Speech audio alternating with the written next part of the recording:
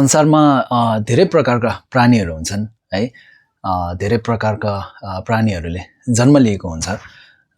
जस्तै देवताहरू है, देवहरू र त्यसैगरी अब मान्छे, त्यसैगरी जीव जन्तु, पशु पक्षी है, त्यस्ता धेरै प्रकारका प्राणीहरूले जन्म लिएको हुन्छ। र ती मध्ये सबभन्दा राम्रो चाहिँ मान्छेको जुनी लिनु चाहिँ सबभन्दा राम्रो मानिन्छ है। किनभने मान्छे चाहिँ एउटा यस्तो प्राणी हो जसमा चाहिँ एउटा बुद्धत्व प्राप्त गर्ने क्षमता भएको, त्यो चाहिँ केवल मान्छेको जुनीमा भएकोले चाहिँ मान्छेको जुनी चाहिँ सबभन्दा मान्छेको जुनीमा जन्म लिनु भनेको चाहिँ सबभन्दा उचित मानिन्छ। र त्यसैले आजको यस भिडियोमा म तपाईहरुलाई आफ्नो जन्मदिन है र त्यसलाई धर्म सम्बन्धित कसरी मनाउने, के गर्न सकिन्छ भनेर चाहिँ त्यसको बारेमा केही कुराहरू बताउने छु है। र सर्वप्रथम टासिदेलेक नमस्ते फ्यापुला छाजलो, म जर्डन गुरुङ, तपाईहरु सबैजना आजको यस भिडियोमा म स्वागत गर्दछु। र अब अघि भने चाहिँ पहिलो कुरा त हामीले आफू मान्छेको जुनीमा लिएकोमा चाहिँ हामीले एकदम आफू भाग्यमानी मान्नु एकदम आवश्यकता छ है। किनभने कारण अघि नै भने मैले, मान्छेको जुनी भनेको एउटा जुनी हो जसले चाहिँ सबभन्दा राम्रो काम, जस्तै बुद्धत्व प्राप्त गर्न सक्ने क्षमता भएको चाहिँ मान्छेको जुनीमा मात्र छ है। अरु नभई तपाईले भगवानको जुनी, एउटा देवताको देवको जुनी लिनु भए तापनि त्यसमा तपाईले बुद्धत्व प्राप्त गर्न सक्नुहुन्न। किन भन्दाखेरि त्यो कारण पनि बुझ्नु पर्यो नि त हैन। अब भगवानले गर्न नसक्ने चाहिँ देवताले गर्न नसक्ने चाहिँ मान्छेले गर्न सक्ने किन हो त भन्दाखेरि देवताहरूलाई चाहिँ एउटा देवतालाई चाहिँ यो हुँदैन रे, के भन्छ, एउटा संसारमा यो संसार भन्छौं नि हामीले, खरुवा, यो संसारमा चाहिँ उहाँहरूलाई न्येजुङ हुँदैन भनिन्छ हो। न्येजुङलाई अब नेपालीमा के भन्छ मैले ठ्याक्कै भन्न जानिन है। भन्नु खोजेको यो संसारको दुःख बुझेको हुँदैन रे उहाँहरूले है त। दुःख बुझ्ने क्षमता चाहिँ यो संसारको दुःख बुझ्ने क्षमता चाहिँ भगवानहरू यानी देवताहरूमा हुँदैन। अब जब तपाई संसारमा जन्म लिइसकेपछि यदि तपाईलाई संसारको दुःख कष्ट प्रति एउटा त्यहाँबाट मुक्ति हुने है त्यो सोचै छैन भने हैन, तपाईले यदि यो संसारको दुःख कष्ट बुझ्न सकिन्न भने त्यहाँबाट त्यो संसारबाट चाहिँ मुक्ति पाउने क्षमता त तपाईमा हुन्न नि।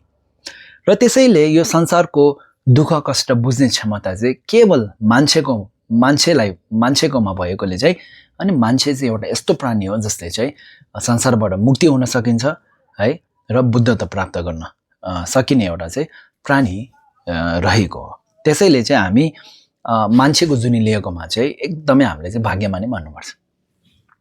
त्यसमध्ये पनि मान्छेको जुनी लिएर मात्र भएन, मान्छेको जुनी लिएको त्यसमाथि पनि एउटा बुद्धले है, गौतम बुद्धले बुद्धत्व प्राप्त गरेको ठाउँ है, र गौतम बुद्धले आफ्नो धर्म प्रचार गर्नुभएको ठाउँ है, अनि गौतम बुद्धको धर्म अहिले पनि जीवित भएको समय, त्यस्तोमा जन्म लिनु भनेको चाहिँ हामी एकदमै मान्छेभित्र पनि हामी चाहिँ एकदमै भाग्यमानी रहेछौँ भनेर चाहिँ हामीले थाहा हुनु पर्यो, बुझ्नु पर्यो, मान्नु पर्यो है त।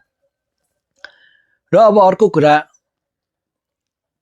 हामीलाई जति पनि माया गर्ने मान्छेहरू छन्, जस्तै आफ्नो बुवा आमा है, दाजुभाइ दिदीबहिनी साथीभाइ है, उहाँहरू सबै आफूसँग अहिले जीवित छ भने त्यसमा हामीले खुसी मान्नु पर्यो, भाग्यमानी मान्नु पर्यो है। कतिमै प्राणीहरू हुन्छन्, कतिमै मान्छेहरूको चाहिँ आफूलाई माया गर्ने जन्म दिने बुवा आमा पनि हुन्न है, बितिसकेको है, छोडिसकेको, टाढा गइसकेको, त्यस्तो हुन्छ नि त। त्यसैले हामी सँगै भएका, आफूसँगै भएका बुवा आमालाई माया गर्ने है, कसै अलि टाढा छ भने जन्मदिनको दिन उहाँहरूलाई गएर भेट्ने है, एक दिन त निकाल्न सक्छौँ नि हामीले, भेट्ने, कुराकानी गर्ने है, भिडियो कल, अब अहिले त मोबाइलको जमाना, भिडियो कल गर्ने हैन, त्यस्तो गर्न सक्छौँ। भन्नु खोजेको अहिले जीवित हुँदाखेरि नै हामीले के गर्नुपर्ने, के गर्न सक्ने चाहिँ जीवित हुँदा नै गर्नु पर्यो नि त। बितेर गइसकेपछि त जति गरे पनि उहाँले पाउने त होइन है। त्यही भएर चाहिँ त्यो कुरा चाहिँ याद राख्नु पर्यो हामीले है। र आफ्नो जन्मदिनको दिन चाहिँ आफ्नो जन्मदिन होस् या आफ्नो छोराछोरीको जन्मदिन होस्, त्यो दिन चाहिँ हामीले अब एउटा धर्म सम्बन्धित के गर्न सक्छौँ भने बिहान उठेर बुद्धलाई ढोग गर्ने है, पानी चढाउने, छेमे बाल्ने है, आफ्नो घरमा बत्ती बाल्न सक्छौँ है, छेमे बाल्ने जस्ता कार्यहरू गर्न सक्छौँ है। र घरमा साङहरू बाल्ने है, साङहरू अब कसरी बाल्ने, कसरी बनाउने, आजकल अब रेडिमेड साङ पनि त पाउँछ है, त्यस्तोहरू बाल्न सक्नुहुन्छ है। र अब आफ्नो माया गर्ने बुवा आमा है, साथीभाइ, दाजुबहिनी, दिदीबहिनी, उनीहरूसँग खानाहरू खाने, खाजाहरू खाने है, त्यस्तो पनि गर्न सक्छौँ। घुम्न जाने है। र अर्को कुरा अब भयो भने, सक्यौँ भने अब वरिपरि गुम्बाहरू छ भने गुम्बाहरू दर्शन गर्ने है, छेउतेनहरू दर्शन गर्ने, नयाँ नौलो ठाउँहरूमा जाने। अब गुम्बामा दर्शन गर्न जाँदा गुम्बामा अब बुद्धका मूर्तिहरू हुन्छन् है, त्यसको लागि आफूले खादाहरू लगेर जाने है, खादाहरू चढाउने, फुलहरू किनेर लग्न सक्नुहुन्छ, फुलहरू चढाउने है। अब धर्म सम्बन्धित तपाईँले धेरै कुराहरू गर्न सक्नुहुन्छ है। अब गुम्बामा गएर छेमेहरू बाल्ने है, जस्तै गुम्बा बाहिर पनि अब अशक्त यानि गरिबहरू देख्यो भने उहाँलाई खानाहरू बाँड्ने है, 1-2 पैसा भयो भने दिने है। र जस्तै आश्रमहरूमा गएर है, अनि त्यहाँतिर खानाहरू बाँड्न सक्नुहुन्छ है, त्यस्तो भयो। अब धर्म सम्बन्धित धेरै कुराहरू गर्न सकिन्छ हामीले।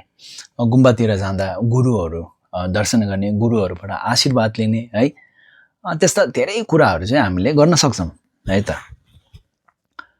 र अर्को कुरा अब अनि आफ्नो अब आफूले संसारमा अघि मैले भने जस्तै एउटा मान्छेको जुनी लिइसकेपछि, मान्छे भनेको एउटा यस्तो प्राणी जसले चाहिँ आफूले के गर्नुपर्ने हो सोच्न पनि सक्छ र त्यस निम्ति आफूले त्यो सोचेको जस्तो पुरा पनि गर्न सक्छ नि त है। त्यसप्रति चाहिँ हामीले अब अल्छी नगर्ने हैन, म भोलि गर्छु, पर्सि गर्छु भनेर त्यसरी नगर्ने, आजैदेखि नै सुरु गर्ने हैन, अहिलेदेखि नै सुरु गर्ने है। र अर्को कुरा अब आफ्नो स्वास्थ्यको है, आफ्नो हेल्थको ख्याल राख्ने है। त्यो हेल्थको ख्याल राख्नु भनेको सबै मान्छेले चाहिँ आफ्नो हेल्थको, आफ्नो स्वास्थ्यको ख्याल राख्नुपर्छ है। चाहे त्यो सानो नानी होस् है, चाहे केटाकेटी है, दाजुबहिनी जो भयो भने, बुवा आमा, बाजे बोजू जो भयो भने सबैजनाले चाहिँ आफ्नो स्वास्थ्यको ख्याल राख्नुपर्छ है। स्वास्थ्य नै धन हो भनिन्छ नि। स्वास्थ्य नै धन हो भन्नुको कारण यदि तपाईँले अब जीवनभरि अब कमायो, यदि तपाईँको स्वास्थ्य नै राम्रो रहेन भने त्यो पैसाको त अर्थ रहेन नि त हैन र।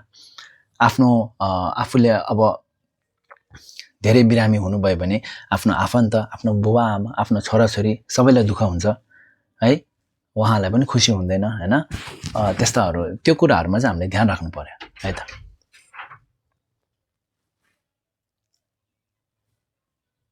र अन्तमा चाहिँ के भन्छु भने अब यदि तपाईँले आफ्नो जन्मदिनमा गुम्बाहरू दर्शन गर्ने जस्तो, छेमेहरू बाल्ने जस्तो अब सानो तिनो जस्तो भयो पनि, सानो ठुलो जस्तो भयो भने, धर्मको कार्य जस्तो गर्नुभयो तापनि अन्तमा चाहिँ प्रार्थना गर्नु चाहिँ नभुल्नु होला है त है। अन्तमा राति सुत्नु अगाडि चाहिँ आज मैले यस्तो राम्रो कामहरू गरेँ भनेर चाहिँ प्रार्थना गर्नु एकदम जरुरी छ है त।